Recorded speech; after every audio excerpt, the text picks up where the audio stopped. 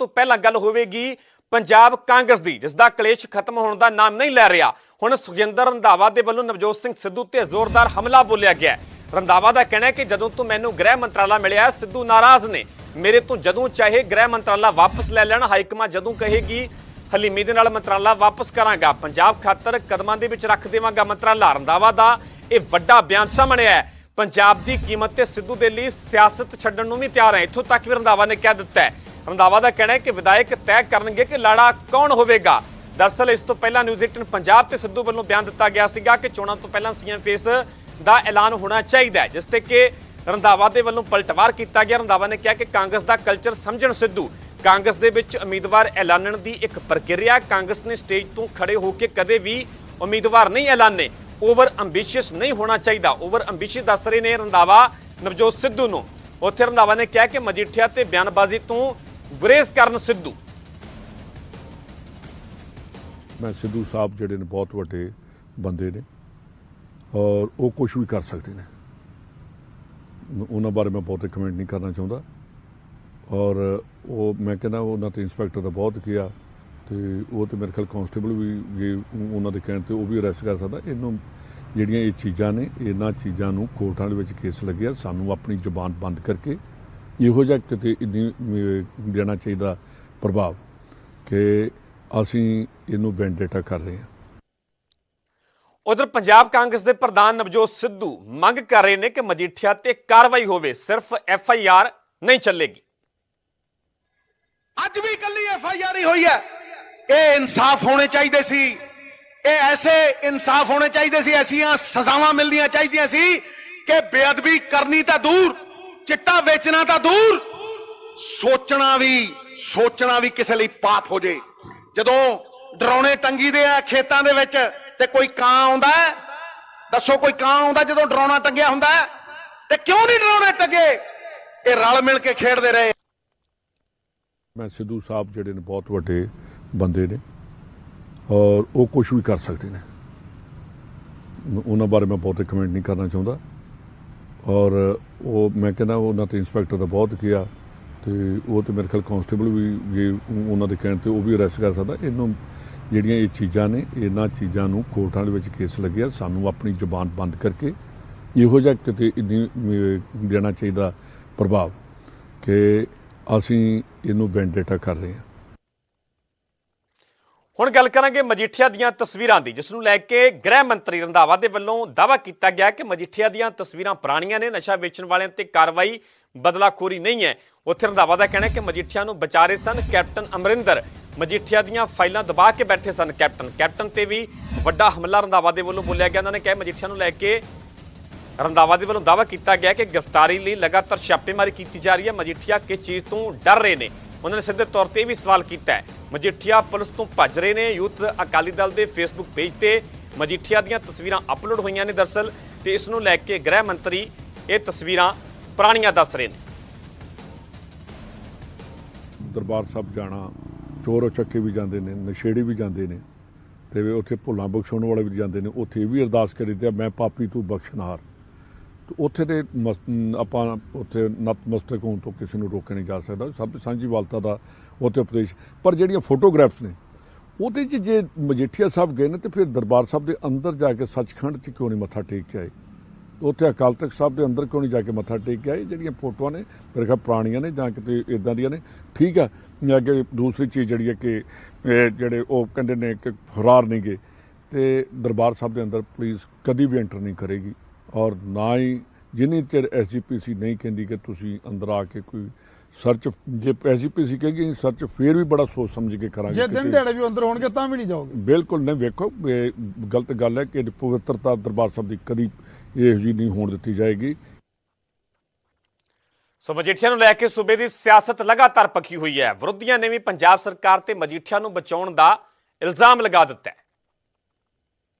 ਹੁਣ ਕਾਂग्रेस पार्टी, आम आदमी पार्टी ने पहले दिन एक्सपोज करके आपको यह बताया था कि सुखबीर सिंह बादल और चरणजीत सिंह चन्नी के बीच में एक सीक्रेट डील हुई है।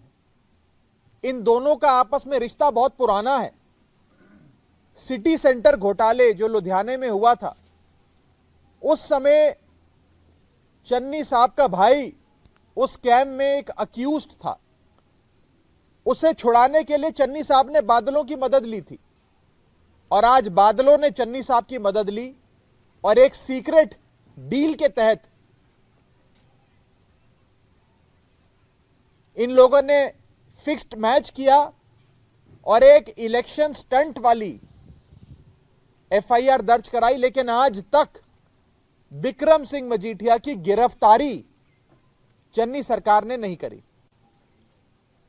आज उस एफआईआर को दर्ज हुए करीब करीब 2 हफ्ते हो गए, लेकिन बीते 2 हफ्तों में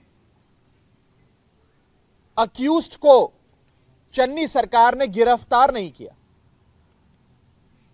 यह भारत के इतिहास में पहली बार हो रहा है कि एक अक्यूज्ड अपनी अंतरिम जमानत, अग्रिम जमानत यानी कि एंटीसिपेटरी बेल की एप्लीकेशन एक लोअर कोर्ट में लगाता है। न्यायपालिका यानी कि कोर्ट उस एंटीसिपेटरी बेल को रिजेक्ट कर देती है, कह देती है कि आपको हम बेल नहीं देंगे, यह एंटीसिपेटरी बेल आपको नहीं मिलनी चाहिए। उसके बावजूद भी सूबे की पुलिस, स्टेट पुलिस अभी तक अक्यूज्ड को गिरफ्तार नहीं कर। सिद्धू साहब बयान दे रहे हैं कि अगर मैं गृह मंत्री होता तो 3 दिन में पकड़ लेता। गृह मंत्री कह रहे हैं कि मैं जो है हम अपना पूरा प्रयास कर रहे हैं।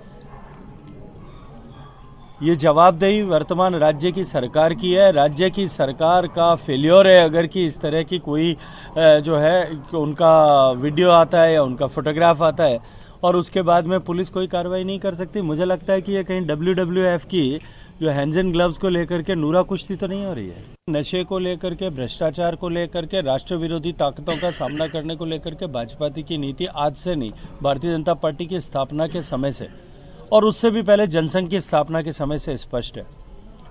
भ्रष्टाचार के प्रति 0 टॉलरेंस की नीति है, नशे के प्रति 0 टॉलरेंस की नीति है, माफिया राज के प्रति 0 टॉलरेंस की नीति है और इन सब से आगे बढ़ कर के देश विरोधी ताकतों को बर्दाश्त नहीं करेंगे, इसके प्रति भी 0 टॉलरेंस की नीति है। भारतीय जनता पार्टी की नीति स्पष्ट है। पंजाब को नशे से मुक्त कराने के लिए, पंजाब को माफिया से मुक्त कराने के लिए, पंजाब को लैंड माफिया से, रेता माफिया से, शराब माफिया से मुक्त कराने के लिए और दूसरी तरफ पंजाब को रोजगार युक्त बनाने के लिए, पंजाब को समृद्ध बनाने के लिए, पंजाब को एग्रो इंडस्ट्री का हब बनाने के लिए हम भारतीय जनता पार्टी चुनाव के मैदान में है और हम इसी संकल्प को लेकर के जनता के बीच में जा रहे हैं। सिद्धू साहब की और चन्नी साहब के बीच में जिस तरह का डिफरेंस ऑफ ओपिनियन है और जग जाहिर है कि सरकार का मुखिया और सरकार चलाने वाली पार्टी का मुखिया के बीच में सिर्फ उठव्वल है। मुझे लगता है कि उसको घबरा करके राहुल गांधी जी विदेश चले गए और दूसरा, हालांकि उनका विदेश जाना ये कोई चर्चा का विषय भी अब देश में नहीं बनता, लेकिन ये उस पॉलिटिकल पार्टी का सीरियसनेस और कमिटमेंट इन दोनों को दिखाता है कि वो कितने सीरियस अपने विषय को लेकर के कि पंजाब जहां चुनाव होने वाला है, उत्तर प्रदेश जहां देश की राजनीति का फैसला होने वाला है, उसको छोड़ करके पार्टी का सबसे बड़ा नेता अगर छुट्टी मनाने के लिए गया है, एक तरफ वो है और दूसरी तरफ देश का प्रधानमंत्री नरेंद्र मोदी है जिन्होंने जो है 21 साल के सार्वजनिक जीवन में एक भी दिन की छुट्टी नहीं ली है, पूर्ण रूप से समर्पित होकर देश और जो है प्रदेश की जनता के लिए काम करते हैं। अब चुनाव पंजाब के लोगों को करना है कि वो ऐसे नॉन सीरियस लोगों के साथ में जाना चाहते हैं या कमिटेड होकर के देश को आगे बढ़ाने के लिए अपना जीवन और अपना प्रतिक्षण समर्पित होने वाले लोगों के बीच में जाना है। उधर बेदबी मामले ਨੂੰ ਲੈ ਕੇ ਅੰਮ੍ਰਿਤਸਰ ਦੇ ਵਿੱਚ ਗੁਰਦੁਆਰਾ ਮੰਜੀ ਸਾਹਿਬ ਦੀਵਾਨ ਹਾਲ ਦੇ ਵਿੱਚ ਪੰਥਕ ਇਕੱਠ ਕਰਕੇ ਅਕਾਲੀ ਦਲ ਨੇ ਕੇਂਦਰ ਤੇ ਸੂਬਾ ਸਰਕਾਰ ਨੂੰ ਘੇਰਿਆ। ਹੁਣ ਕਾਂਗਰਸ ਪਾਰਟੀ ਗੱਲ ਕਰਦੀ ਹੈ ਬੇਅਦਬੀਆਂ ਦੀ, ਕਾਂਗਰਸ ਕਾਦੀ। ਹੁਣ ਤੁਸੀਂ ਆਹ ਦੇਖ ਲਓ, 13 ਸਤੰਬਰ ਨੂੰ ਆਨੰਦਪੁਰ ਸਾਹਿਬ ਬੇਅਦਬੀ ਹੁੰਦੀ ਹੈ। ਪਿਛਲੇ ਸਾਲ ਪੁਲਿਸ ਨੂੰ ਦੋਸ਼ੀ ਫੜਾਏ ਜਾਂਦੇ ਆ, ਦੋਸ਼ੀਆਂ ਤੋਂ ਕੋਈ ਪੁੱਛਗਿੱਛ ਨਹੀਂ ਕੀਤੀ ਜਾਂਦੀ, ਸਿੱਧਾ ਜੇਲ੍ਹ ਭੇਜ ਦਿੱਤੇ ਜਾਂਦੇ ਆ। ਅੱਜ ਕਿੰਨੇ ਮਹੀਨੇ ਹੋ ਗਏ, ਕੋਈ ਨਹੀਂ ਦੱਸਿਆ ਇਹਨਾਂ ਨੇ ਕੀ ਹੋਇਆ। 15 ਦਸੰਬਰ ਨੂੰ ਦਰਬਾਰ ਸਾਹਿਬ ਦੇ ਅੰਦਰ ਗੁਟਕਾ ਸਾਹਿਬ ਨੂੰ ਸਰੋਵਰ 'ਚ ਫੜ ਕੇ ਸਿੱਟਿਆ ਜਾਂਦਾ ਹੈ। SGPC ਉਹ ਮੁਲਜ਼ਮ ਫੜਦੀ ਹੈ ਤੇ ਐਸਜੀਪੀਸੀ ਪੁਲਿਸ ਨੂੰ ਟੈਲੀਫੋਨ ਕਰਦੀ ਹੈ, ਕਮਿਸ਼ਨਰ ਨੂੰ। ਪ੍ਰਧਾਨ ਸਾਹਿਬ ਬੈਠੇ ਆ, ਮੈਨੂੰ ਦੱਸ ਰਹੇ ਸੀ, ਪੁਲਿਸ ਲੈਣ ਨਹੀਂ ਆਉਂਦੀ ਉਹ ਦੋਸ਼ੀ ਨੂੰ, ਟੈਲੀਫੋਨ ਕਰ ਕਰਕੇ ਥੱਕ ਗਿਆ, ਲੈਣ ਨਹੀਂ ਆਈ। ਫਿਰ ਐਸਜੀਪੀਸੀ ਦੇ ਮੁਲਾਜ਼ਮਾਂ ਨੇ ਫੜ ਕੇ ਉਹਨੂੰ ਆਪ ਥਾਣੇ ਛੱਡਣ ਗਏ, ਉਹਨੂੰ ਛਾੜਨ ਥਾਣੇ ਭੇਜਿਆ, ਉਹਨੂੰ ਛੱਡ ਕੇ ਆਏ, ਅਗਲੇ ਦਿਨ ਹੀ ਉਹਨੂੰ ਜੇਲ੍ਹ 'ਚ ਭੇਜਤਾ, ਪੁੱਛਿਆ ਹੀ ਨਹੀਂ। ਮਤਲਬ ਕੀ ਹੈ? ਉਹਦੇ ਬਾਅਦ ਦਰਬਾਰ ਸਾਹਿਬ ਦੇ ਅੰਦਰ ਐ ਜੀ ਹਰਕਤ ਹੁੰਦੀ ਹੈ, ਕੋਈ ਕੌਮ ਦਾ ਬੰਦਾ ਬਰਦਾਸ਼ਤ ਨਹੀਂ ਕਰ ਸਕਦਾ। ਜਦੋਂ ਉਹਦੀ ਬਾਡੀ ਨੂੰ ਦਿੱਤਾ ਜਾਂਦਾ ਸਰਕਾਰ ਨੂੰ,